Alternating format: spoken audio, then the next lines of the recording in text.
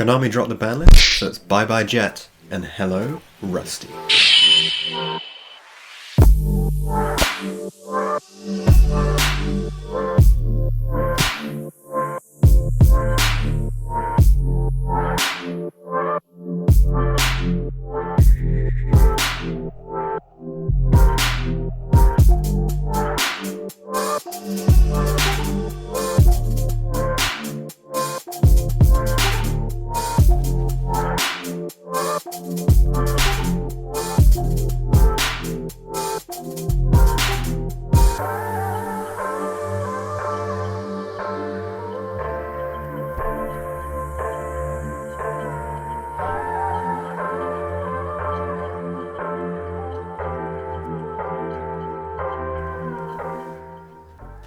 What's up guys, welcome to another YuGiOh video, and today we're looking at PK Orcust. Bardish is back, and that means we can finally dingpot send people to the Shadow Realm.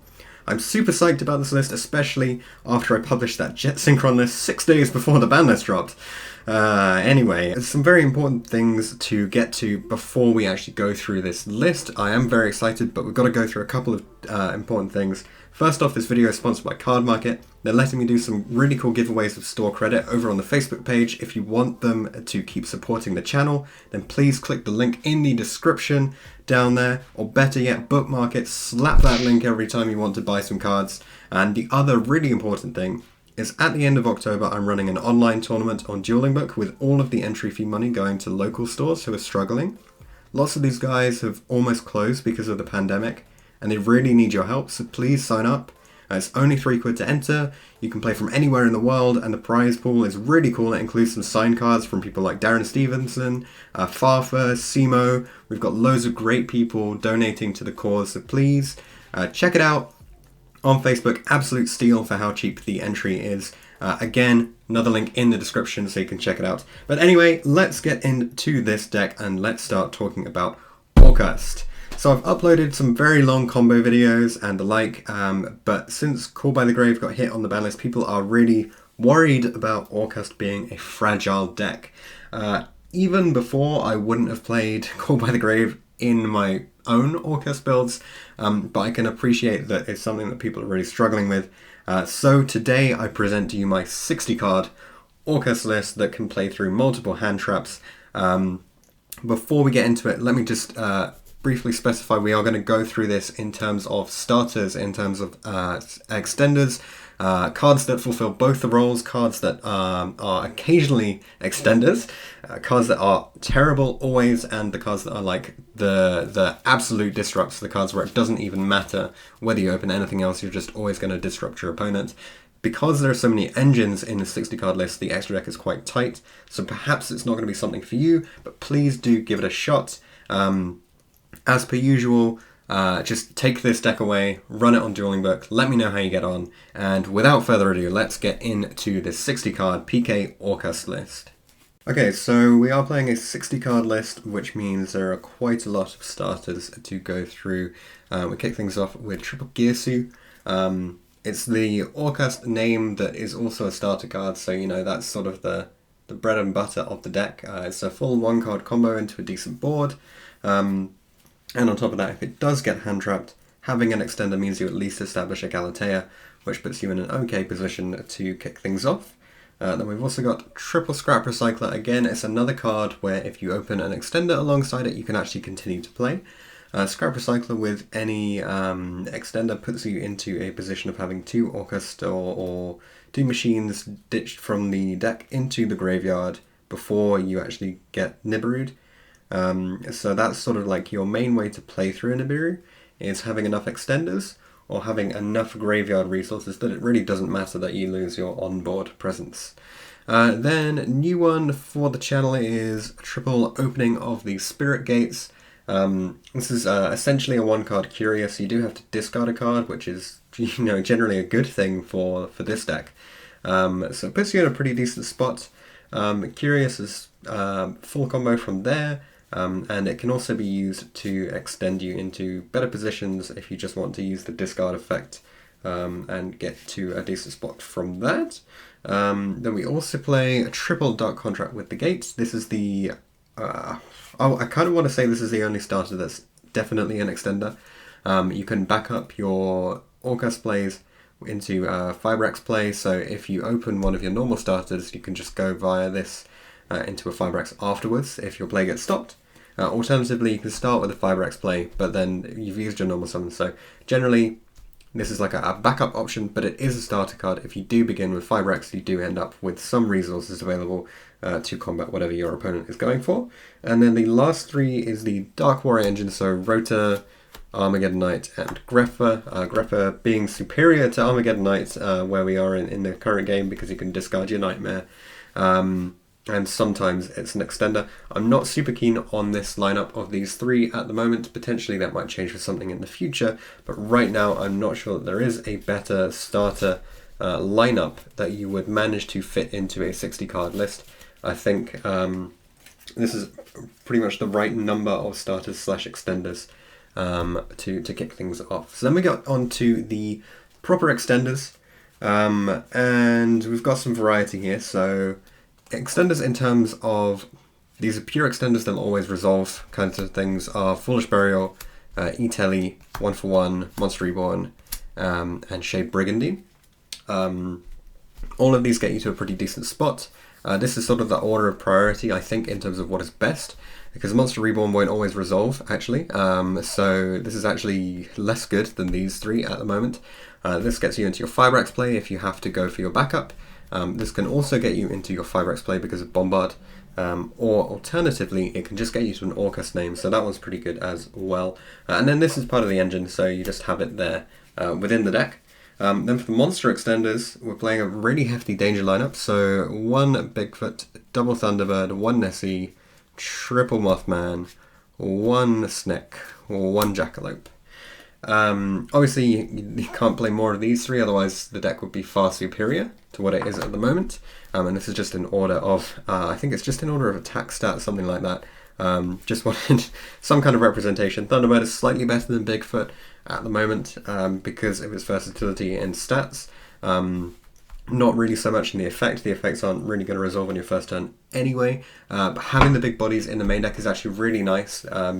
The extra deck is so tight because you've got so many different engines in the 60 card build that you really struggle to have main deck outs for problems. So having these three in the deck really helps you with that one.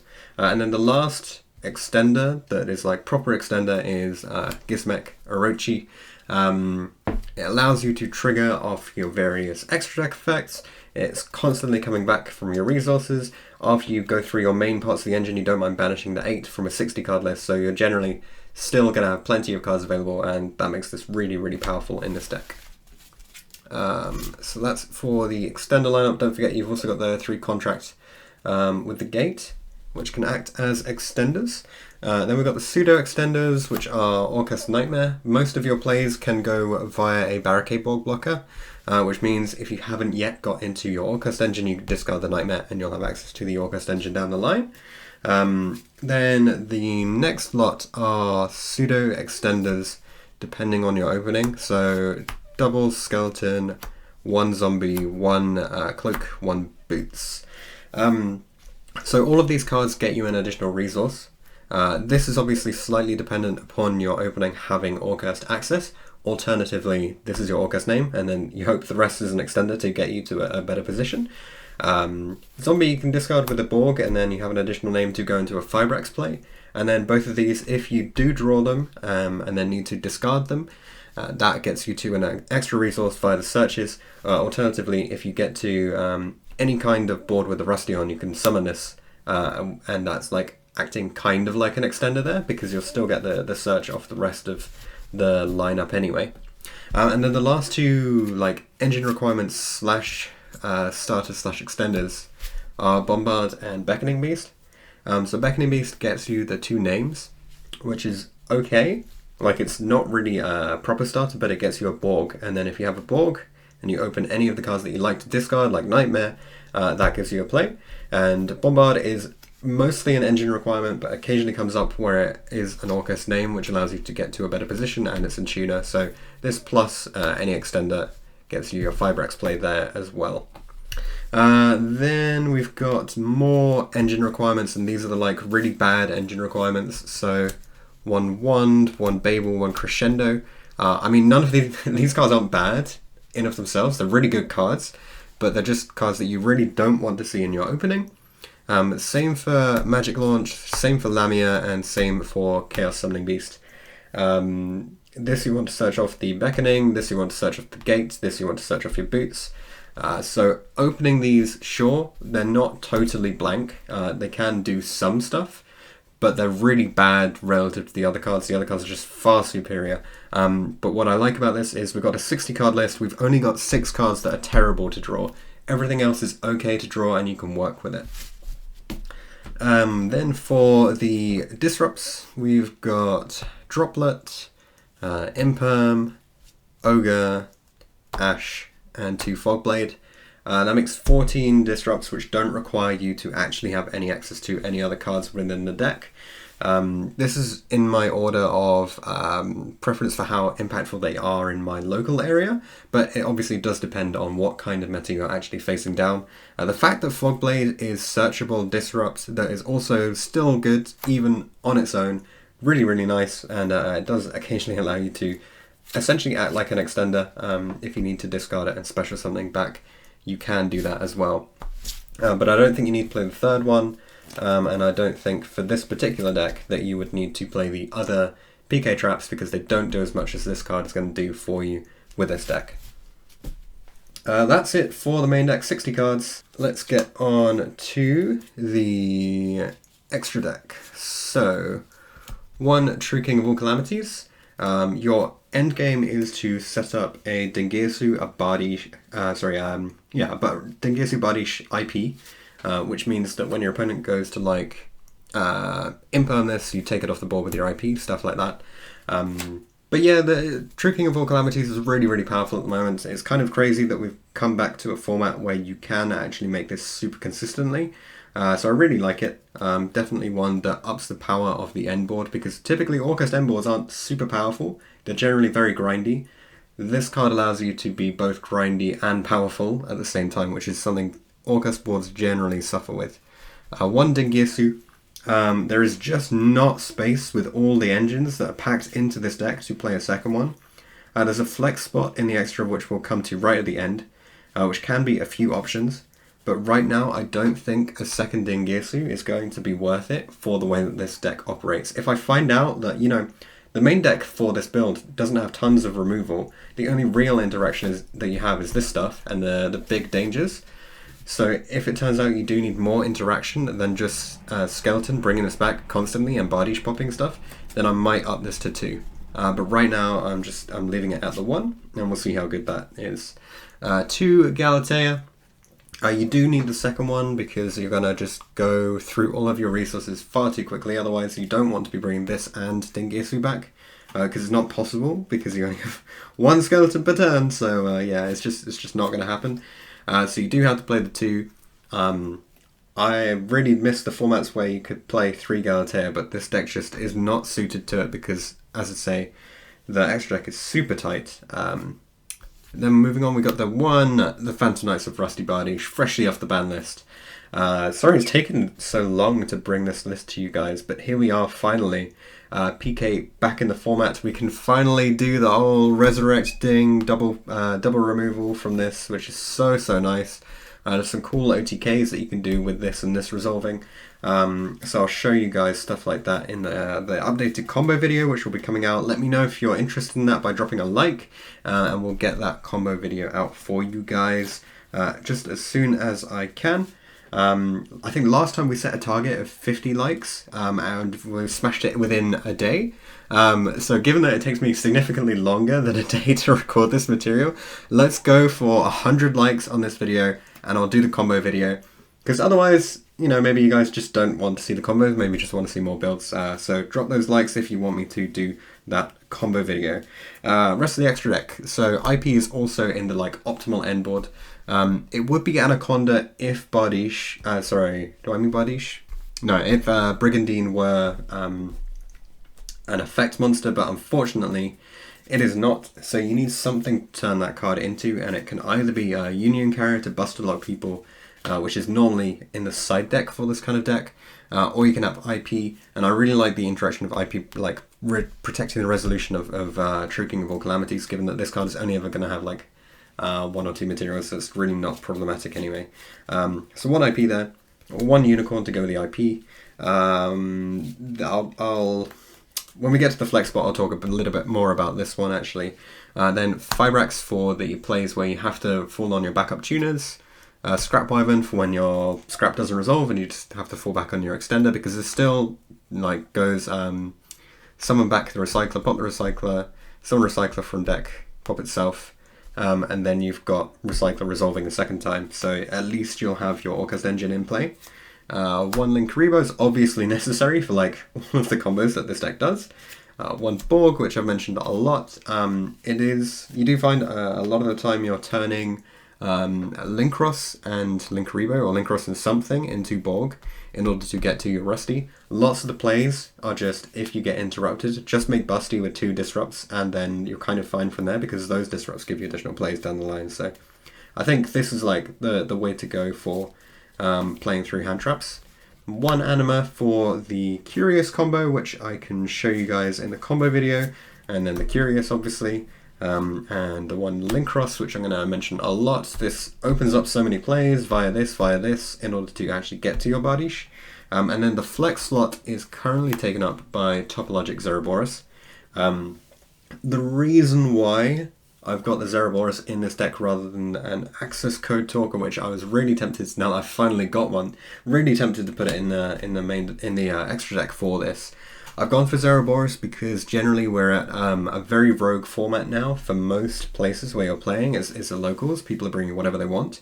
Access code is not quite as good into a rogue board as resolving a Zerberus and wiping everything. People just still do not respect this kind of removal. And if you want 1-for-1 removal, you've got your Dingus, so you've got your Bardiche, you've got your Unicorn anyway, so you have lots of ways to just snipe different bits from your opponent's field, which would be what the access code does anyway. So currently Zerberus. This could be access code. There are some cool lines of play where you go like Fibrax to get into Linkross to get into Curious, and then Curious can send something which gives you access to your access code talker, and pops 1, 2, 3, because you'll have a dark in the grave as well, so you get to pop 3 off this, and it goes to 5300 because this is well, depending on which material you use, it can go to 5300 if you use the Curious for it. So this is a really great option, but it's just not fitting in with my game plan at the moment, which is set up a very control-y board, and if I need to blow out the opponent, blow out everything. This blows out everything, you know? This only hits 3 things at a time. Sure, they can't disrupt you, fine, but it doesn't remove enough. And also with Gizmek Orochi in the main deck, I think this becomes really, really good as another way to help you OTK. So that's it for the list. If you guys are interested in the side deck strategy as well, do let me know in the comments section. I can tell you guys about what cards you take out, what cards you put in, depending on what your meta is. And what I'm going to do now is I'm going to take this deck to my locals tomorrow. We're going to see how well we can do with the 60 card PK Orcust strategy. Is it too many engines, or will this be just the perfect balance to take down my locals? I'll let you guys know how I get on in a future video, and I'll see you all in the next one.